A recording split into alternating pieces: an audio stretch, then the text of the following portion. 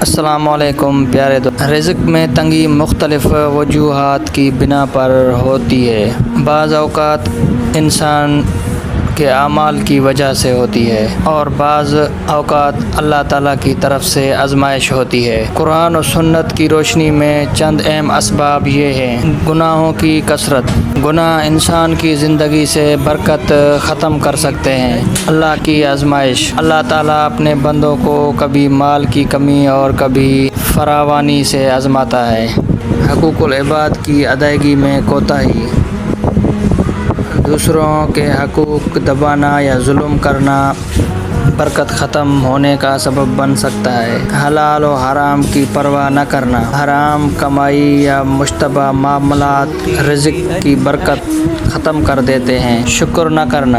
اللہ تعالیٰ نے وعدہ فرمایا ہے کہ شکر کرنے والوں کو اور زیادہ عطا فرمائے گا۔ رزق میں برکت کے لیے یہ اعمال مفید ہیں۔ پابندی سے نماز ادا کریں، کثرت سے استغفار کریں، درود شریف پڑھیں، صدقہ کریں خواہ تھوڑا ہی ہو، والدین کے ساتھ حسن سلوک کریں اور رشتہ داروں سے تعلق جوڑے رکھیں، حلال روزی کمانے کی کوشش کریں اور اللہ پر بھروسہ رکھیں۔